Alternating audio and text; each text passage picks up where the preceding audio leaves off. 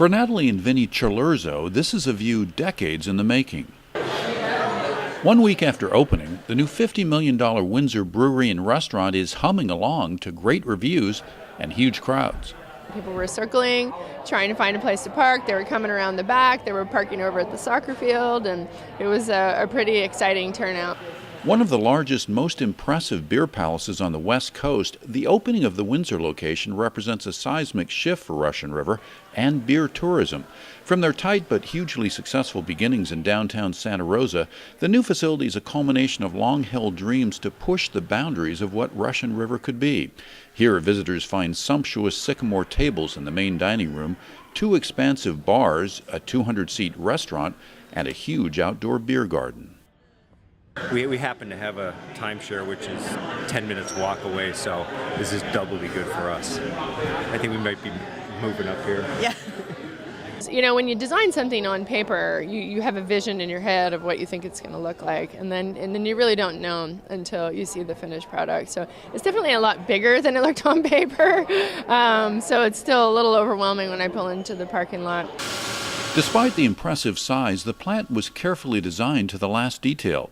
On our tour into the brewery's depths, Natalie Cilurzo described how each new feature grew out of she and her husband's dreams of the future, like open fermentation tanks that allow visitors to see the brewing process as never before, while giving Russian River a capability it's always wanted, and elevated walkways where self and fully guided tours will showcase the brewing process from beginning to bottling.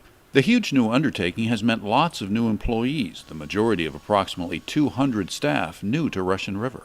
There's not another brewery that we could think of that we would move our family across the country for, and that was... Production manager Stephen Rawlings moved his family here from Houston to be part, he says, of something special. Knowing what those guys are all about, that was 100% why we wanted to come here, is just putting our faith into them, and them in return putting their faith in us. These are Cascade hops.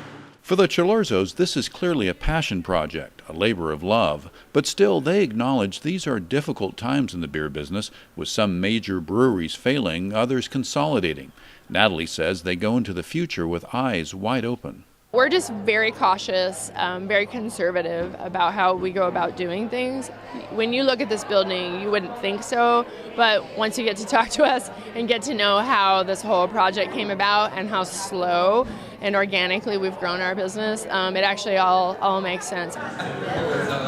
For now, there are no plans to conquer the world through expanded production. Instead, output and efforts will be focused on supplying the 2 existing brew houses and ramping up the experience for visitors, including the thousands who will line up in February for the annual release of Pliny the Younger. In Windsor, Karl Van Amburg for News of the North Bay.